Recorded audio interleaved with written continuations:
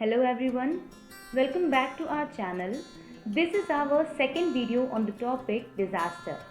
First video में हम लोगों ने डिजास्टर के एक फॉर्म फ्लड के बारे में जाना था and in this video we gonna talk about earthquake.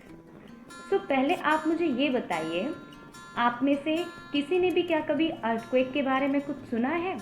अगर सुना होगा तो क्या कभी उसे फील किया है? क्या कभी आपने ये जानने की कोशिश की है कि अर्थक्वेक के आने से पहले या आने पर हमें कैसा फील होता है? अगर आपने नहीं जाना तो इन सब के क्वेश्चंस के बारे में हम आगे डिस्कस करेंगे. So let's go. पहले हम ये जान लेते हैं कि अर्थक्वेक या भूकंप क्या होता है. स्टूडेंट्स, आपको पता होगा कि अर्थ की सरफेस में कई सारी प्लेट्स पाई जाती हैं जिन्हें हम टेक्टोनिक प्लेट्स के नाम से जानते हैं. उनके बीच मौजूद फॉल्ट में जब ऑल ऑफ सडन अचानक से कोई मूवमेंट होता है तो उससे वाइब्रेशन जनरेट होता है. वाइब्रेशन या कंपन के कारण ही अर्थ की सरफेस पे जो मूवमेंट होने लगता है उसे हम भूकंप कहते हैं. अब ये अर्थक्वेक जनरेट कहाँ पे हो सकता है? तो स्टूडेंट्स, अर्थक्वेक जो होता है वो ओशनिक या कॉन्टिनेंटल प्लेट्स के एज पे मतलब किनारों पर अकर हो सकता है. फॉल्ट्स के आगे मूव करने या पीछे मूव करने पर भी अकर कर सकता है. टेक्टोनिक प्लेट्स के बिटवीन में अकर कर सकता है या फिर उस फोकस के पास या उस जगह पर जहाँ पे कई बार भूकंप आया हो. तो ये फॉल्ट और प्लेट्स के बारे में हम आगे आपको बताते हैं. तो हम पहले बात कर लेते हैं अर्थ की लेयर्स के बारे में. तो यहाँ पे आप देख सकते हो हमारी अर्थ जो है वो 3 मेन लेयर्स या 3 मेन लेयर्स में डिवाइडेड है. द फर्स्ट इज क्रस्ट जो हमारी ज़मीन है, उसके नीचे हमारा आता है मेंटल, उसके बाद आता है हमारा कोर. कोर भी हमारे 2 पार्ट्स में डिवाइडेड होता है, आउटर कोर और इनर कोर. तो ये जो हमारी फर्स्ट लेयर होती है ये अर्थ के सरफेस से 100 किलोमीटर्स डीप होती है. ये बहुत ही ज़्यादा हार्ड होती है. सेकेंड जो हमारी मेंटल आती है ये सेमी मॉल्टेन कंडीशन में होती है और ये क्रस्ट से नीचे 2800 किलोमीटर्स डीप होती है. इसके बाद हमारा आउटर एंड इनर कोर आता है जो कि अर्थ की डेप्थ में हॉट लिक्विड लावा के रूप में प्रेजेंट होता है. सो इस डायग्राम में आप देख सकते हो कि बिफोर अर्थक्वेक आने से पहले जो हमारी टेक्टोनिक प्लेट्स है और जो फॉल्ट लाइन है वो बहुत ही स्थिर कंडीशन में है.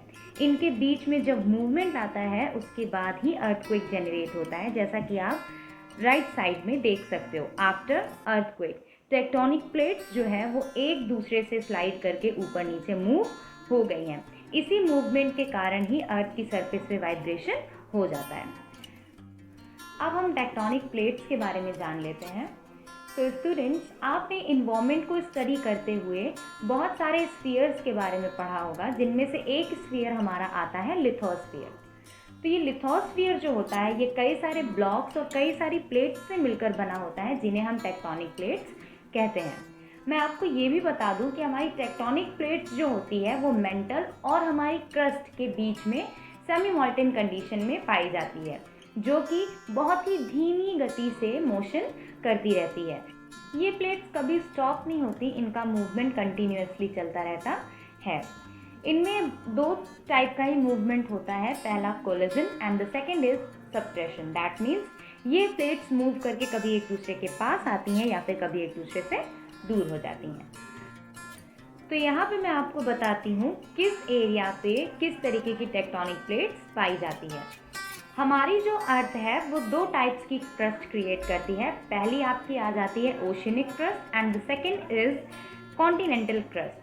ओशनिक क्रस्ट वो होती है जो हमारे समुद्र के या हाइड्रोस्फीयर के नीचे पाई जाती है. हाइड्रोस्फीयर के नीचे की क्रस्ट हमारी ओशनिक होती है और जो हमारे लिथोस्फीयर की क्रस्ट होती है वो कॉन्टिनेंटल कहलाती है. इसी तरह ओशन के नीचे पाई जाने वाली प्लेट्स ओशनिक प्लेट्स कहलाती हैं और कॉन्टिनेंट के नीचे पाए जाने वाली प्लेट्स कॉन्टिनेंटल प्लेट्स कहलाती हैं.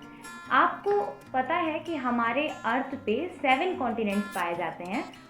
उसी के आधार पर ये हमारी प्लेट्स जो है वो भी 7 पार्ट्स में डिवाइडेड की गई हैं.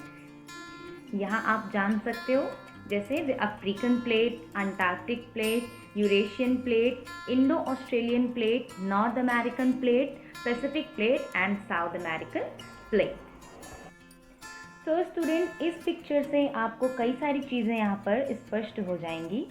जैसे आपको यहाँ पे fault line underground and upper ground दोनों देखने को मिल रही है। आपको यहाँ पे सिस्मिक वेव्स मिल रही है, एपिसेंटर एंड फोकस भी आपको देखने को मिल रहा है।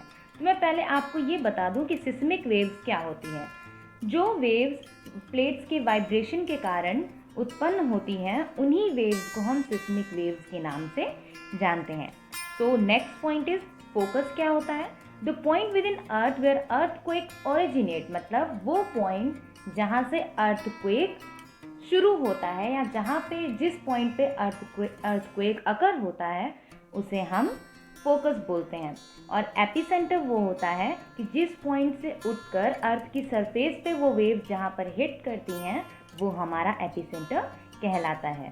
तो एक बार फिर से मैं आपको ये सारे पॉइंट्स क्लियर कर दूं कि अर्थ सरफेस के जिस पॉइंट से ये अर्थक्वेक अकर होता है उसे हम फोकस बोलते हैं। जो वेव्स उसमें से निकलती हैं वो वेव्स हमारी सिस्मिक वेव्स कहलाती हैं। वो वेव्स अर्थ की सरफेस पर जहाँ पर हिट करती हैं वो हमारा एपिसेंटर कहलाता है। और जिन प्लेट्स के बीच के फॉल्ट के मूवमेंट से ये जेनरेट होती हैं उसे हम टेक्टोनिक प्लेट्स के नाम से जानते हैं। अब हम जानेंगे अर्थक्वेक के आने का मेन कारण क्या है। अर्थक्वेक जो होता है वो मैंने आपको ऑलरेडी पीछे बता रखा है कि प्लेट्स के मूवमेंट से जो सडन उनमें चेंज आता है, कभी वो आपस में टकरा जाती हैं या फिर कभी एक दूसरे से मूव हो जाती हैं, दूर चली जाती हैं, तो इनके बीच में जो वाइब्रेशन इनकी मूवमेंट से अचानक आता है उस वाइब्रेशन से हमें अर्थक्वेक देखने को मिलता है। इसके अलावा इसके अन्य कई सारे कारण हैं जिनकी वजह से हमें अर्थक्वेक फेस करना पड़ता है। अर्थक्वेक आने के अन्य कारण जो है उनमें ये कि ऑल ऑफ सडन अगर कोई स्ट्रेस उत्पन्न होता है, कोई खिंचाव पृथ्वी की प्लेट्स में उत्पन्न होता है, उससे हमें अर्थक्वेक देखने को मिल जाता है। कोई शॉकिंग एनर्जी, दैट मीन्स कोई वॉल्केनो इरप्ट होता हो, कहीं ज्वालामुखी फटता है या फिर कहीं एक्सप्लोजन वगैरह होता है। जैसे हम अगर किसी बॉम्ब या कोई न्यूक्लियर एक्टिविटी का एक्सप्लोजन चेक करने के लिए हम करते हैं तो ये इससे भी अर्थक्वेक उत्पन्न होता है।